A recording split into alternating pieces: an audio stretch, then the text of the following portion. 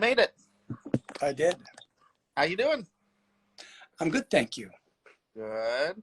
Just barely made it. I'm sorry, what's that? I just barely made it. You just barely made it. It's perfect. It's Brian's first Instagram live, so got to make sure go through the fun process of figuring it out, right? But it's good. I love your background. Thank you. That's the ranch here in Santa Fe. Oh, nice. Do you do a lot of practicing there for the rodeo? Yes, we do. Oh, nice. Down in the arena down there. Oh, wow, that's beautiful. Oh, that's got to be such a great place to be able to do this at. It is. Can you tell me a little bit about what you do in terms of how, like, preparing for gay rodeo? What kind of events do you have? Kind of fill us in. Like, what is gay rodeo, basically? Well, gay rodeo has been around for about almost 40 years now. Mm-hmm.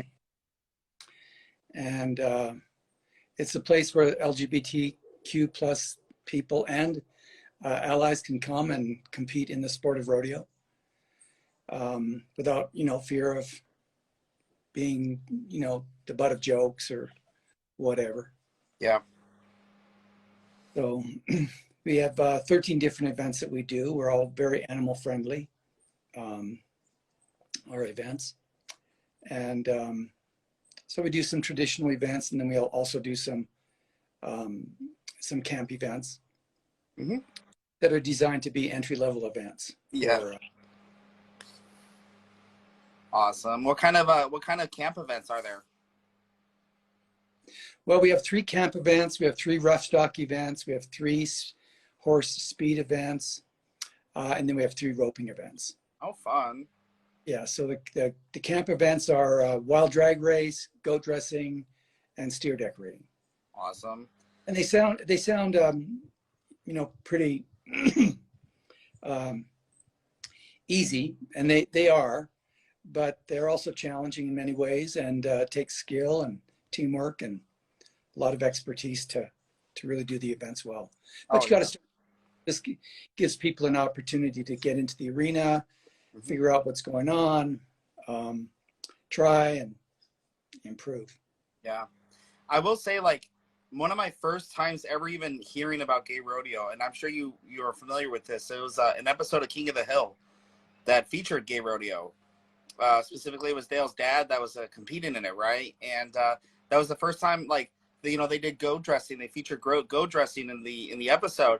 And I, as a kid, I was like super young, so it was like, okay, that's kind of fun and random and weird, but it's it seems pretty interesting. And but I thought it was just something they made up for the show. I had no idea that it actually was a real event until I saw my first gay rodeo and I saw them doing that, and I was like, oh my gosh, it's a thing. They really do that. That's so cool, Yeah, I'd love to see that event or that episode. What you said it was King of the Hill? Yeah, just look up King of the Hill Gay Rodeo. So the plot of the episode is that the character of Dale is estranged from his father, but they don't really go into a lot of details as to why. But they learn that he's going to be competing in a rodeo that's coming to the town that they're close to, and it's so they go to the event and they just think it's a regular rodeo. They have no idea it's a gay rodeo. So they're sitting there and then they kind of look around. There's a lot of guys around here, and they seem to be quite affectionate with each other, and then they see Dale's dad out at the event, and the event is goat dressing, and they're like, what is he gonna do to that goat? And he has the panties on, and he's like gonna go and dress the goat, right? And stuff. So it's like, it's kind of that like fish out of water, like first time straight people ever see that happening. But it's That's actually awesome. like a really great episode. There's also an episode of Jon Stewart. Yeah. On gay rodeo that's really funny and neat and kind of neat. Oh, awesome. I did not see that episode, but that would be also really cool. It's really worth looking up. What like how does he talk about it? Does he like share videos of it? Like what does he do? Well, he actually interviews 2 of us, myself and someone else, someone who's sort of a straight cowboy who has a lot of misconceptions about gay rodeo, and it's really hard to explain, but it's really very, very funny. Yeah. Oh, that's awesome though. I mean, to get interviewed by Jon Stewart about this is really cool. Yeah. How long have you been doing gay rodeo? Well, I've been doing it now 26 years with my partner, Chuck, my rodeo partner, Chuck, not my husband. 26 years now. Awesome. And what was there anything particular that motivated you to join? I mean, how did you get involved with it? You know, Chuck and I sort of took separate paths to get here. We both heard about the gay rodeo about 26 years ago. We went to one as an observer, somebody in the stands. And for me, I thought, well, this kind of harkens to me, and I think I want to do this. I want to be in the arena. Mm-hmm. And I thought, I can do this. I wasn't a very athletic kid I wasn't good at hockey in Canada, and wasn't good at baseball or soccer or football, but I could tell that I could do this. Yeah. And I mean, obviously, you were able to pick up the skills and the fitness that you needed to do it. So. Yeah, absolutely. And can you tell me a little bit more about what kind of training is involved in being a strong rodeo athlete? Well, there isn't any. Okay. You just get in and do it. Okay. You just awesome. You just start.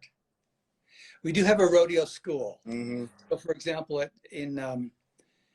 at New Mexico Rodeo coming up in 30 days here in Santa Fe, mm-hmm. we'll have a rodeo school on Friday for people that are brand new. Okay.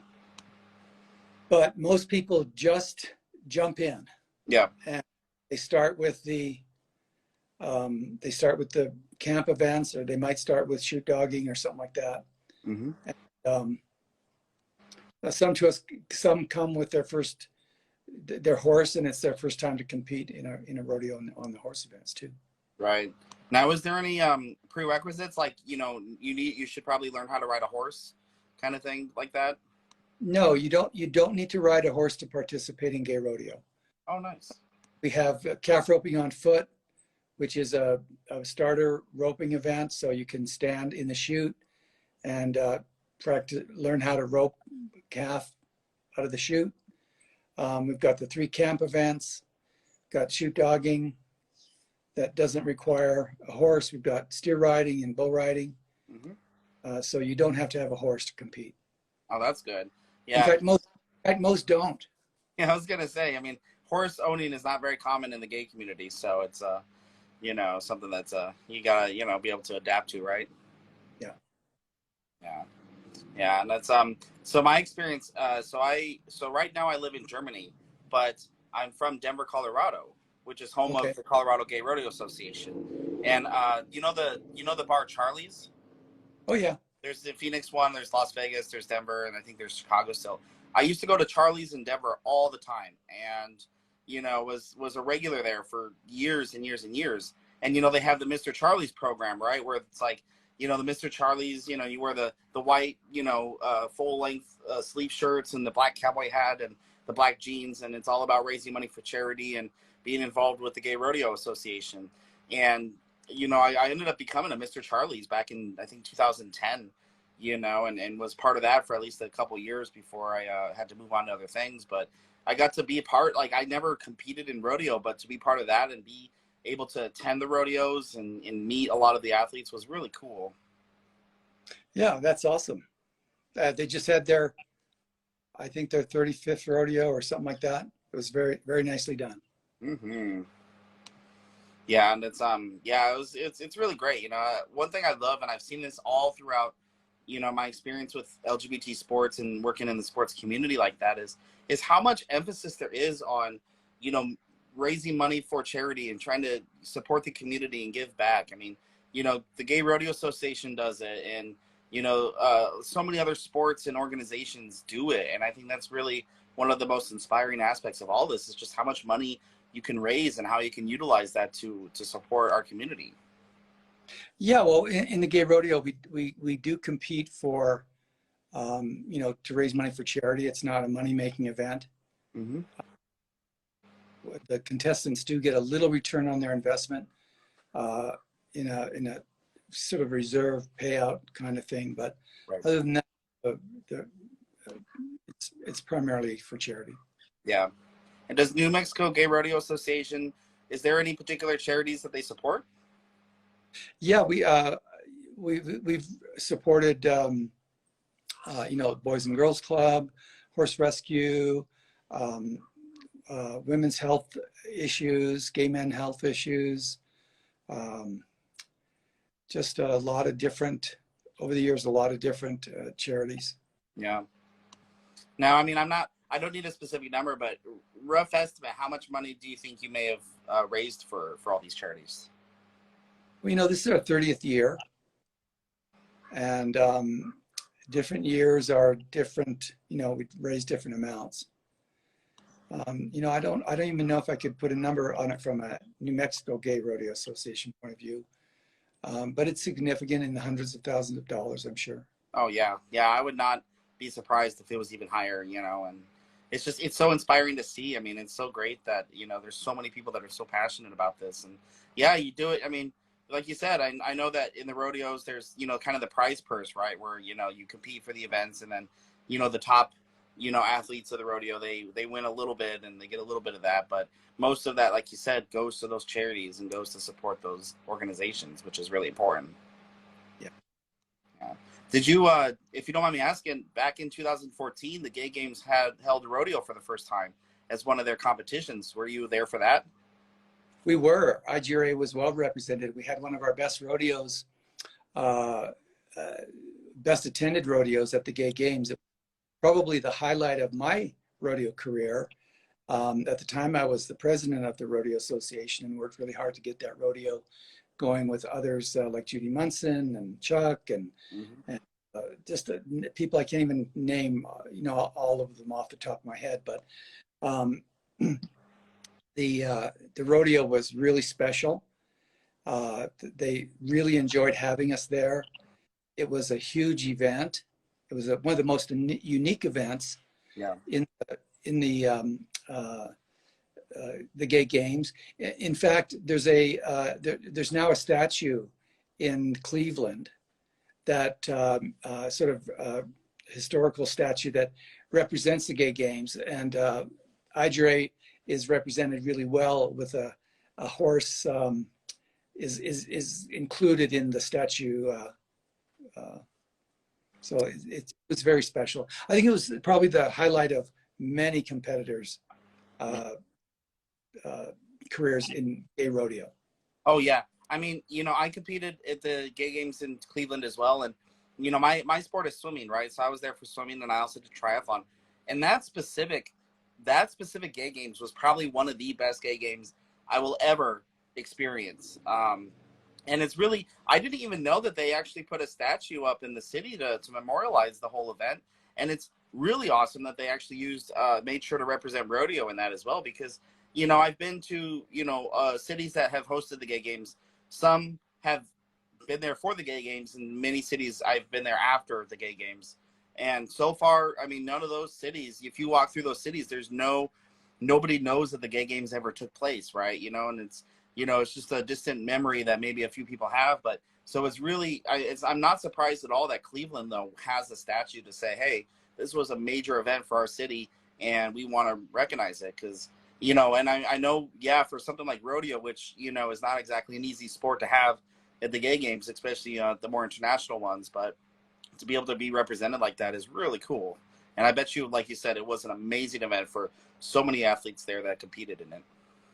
Yeah, I think the walking in, there was probably about 150 to 200 gay cowboys and cowgirls that were at the stadium on that day, and it still gives me goosebumps just to think. It was very special. Yeah, it's a really amazing.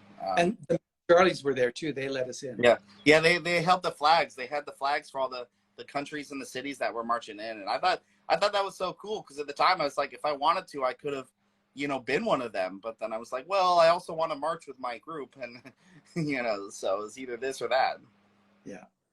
But that was really cool. Do you think? I mean, okay, so the next Gay Games obviously is next year. It's either in Hong Kong or Guadalajara, depending on which way people want to go. And the next one after that is in Valencia. So we won't have another Gay Games in the U.S. until at least 2030. But if the U.S. does host the 2030 games, would you want to see gay rodeo make a return? Oh, I think it'd be a great. We would make a great contribution to the gay games. Absolutely. Yeah. Yeah, it's really cool because this year's the 40th anniversary of the gay games, and they're doing a history series of, talking about the different people and different moments in the history that have really defined what the gay games is. And I definitely think, yeah, being able to have, rodeo in there is really, really an important moment in gay games history to say, hey, look, here's how we really, expand our community and how we have a good outreach. Yeah, I think it brings up an important point because many people don't really consider gay cowboys and cowgirls as athletes for whatever particular reason. Oftentimes we're left out of the athletic conversation. Right. But you have to be very athletic to goat dress. Yeah. You've got to be able to run. You've got to be able to work with your team. It takes coordination and skill and accuracy and communication and all the things that team sports, require, and then determination for the individual sports too. Yeah. Mm-hmm. Yeah, and that's really important. I mean, speaking for myself as a sports scientist, I can say I'm a little bit of an authority on that, and it's definitely an athletic kind of a sport. It's a sport. It requires athletic conditioning and fitness and everything like that, which is really important. And there's so many sports and so many activities that people, like you said, don't give the credit to. To say, hey, these are athletes. They may not be in a traditional sport like soccer or football or hockey or something like that, but they are very conditioned and very fit and very good at what they do to compete and to go as far as they do. And that's a really important thing. And it's really great. Yep. I just got back from the gym working out for an hour and a half, getting ready for the Santa Fe Rodeo. So look out. Yeah. If you don't mind me asking, what kind of a gym workout do you do to get in shape for a rodeo? Well, I do, traditional weightlifting is important. Stretching is really important. Cardiovascular health is really important. Those are the three things that you really need to maintain for competing in rodeo. If you're not limber and stretched, we've had some, injuries, of course. You can injure yourself. Mm-hmm.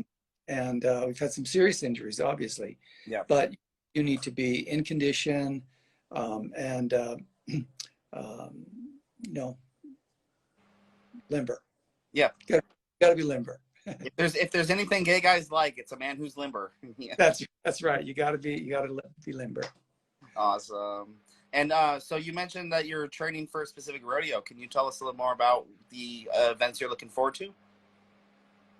Well, in 30 days here in Santa Fe, we'll have the 30th annual Zia Regional Rodeo. And I compete in all of the events except the bull riding. I used to do steer riding, but I aged out of that pretty much. But I do all the other events. So team roping, breakaway calf roping, which is very animal friendly approach to calf roping. It's breakaway. It's not tie down roping.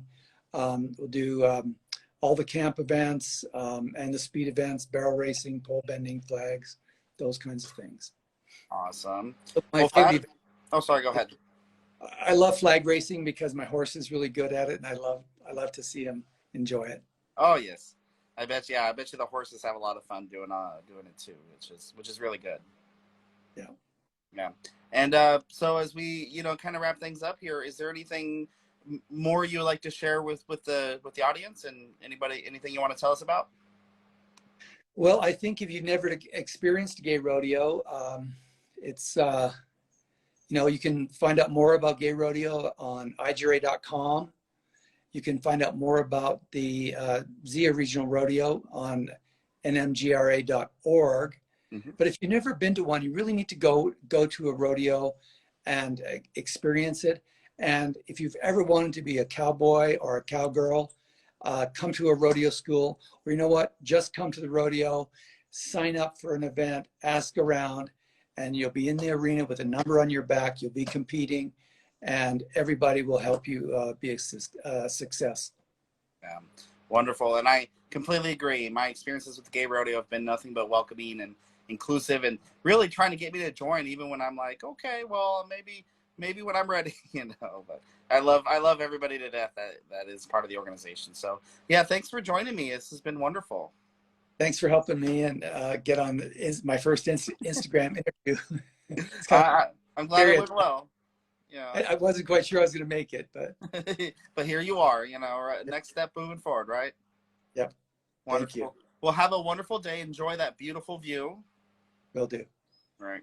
See you later. Bye-bye.